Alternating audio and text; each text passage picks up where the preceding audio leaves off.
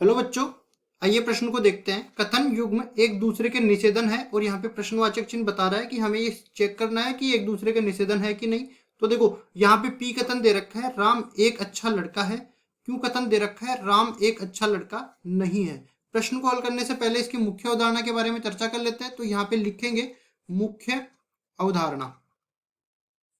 मुख्य अवधारणा में देखिए यहाँ पे हम लोग कोई भी कथन, कोई भी वाक्य कथन कब होता है पहले तो हम लोग ये देख लेते हैं। या तो वो सार सत्य हो या फिर वो हमेशा असत्य हो। ठीक है, दोनों केस हमेशा संभव नहीं है।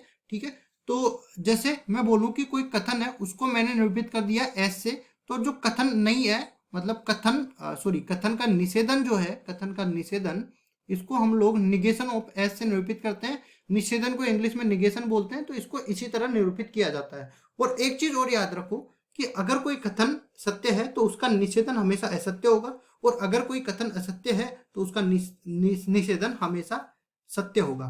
ठीक है, तो अब देखो पी कथन को हम लोग लिखते हैं, राम एक अच्छा लड़का है। अच्छा लड़का है। अब निषेधन निकालते टाइम पे हमें केवल एक चीज याद रखना है कि जो उसका निषेधन है उसमें नहीं और जोड़ देना है। अगर राम एक अच्छा लड़का है तो इसका निषेधन हो जाएगा राम एक अच्छा लड़का नहीं है।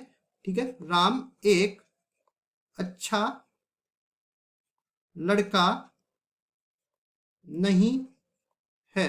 ये देखो ये क्यों में दे रखा है, और हम लोग जानते हैं कि निगेशन ऑफ पी भी यही होता है। तो मैं कह सकता हूं कि निगेशन ऑफ पी जो है वो क्यों के बराबर हो गया। अब हम एक चीज और जानते हैं कि अगर किसी भी कथन के निषेधन का निषेधन लिया जाए तो वही कथन अपने पास आ जाता है। इसका मतलब मैं यहाँ पे कह सकता हूँ कि अगर निगेशन ऑफ क्यों लिया जाए तो ये निगेशन ऑफ पी बन जाएगा। इसका मतलब ये पी के बराबर आ जाएगा। ठीक है, और यहाँ पे देखो पहले मैंने सिद्ध किया था कि पी का निषेधन क्यों है, और इस गुणधर्म का उपयोग करते हुए हमने ये भी सिद्ध कर दिया कि क्यू का निषेधन पी है। तो हम लोग कह सकते हैं कि इसलिए दोनों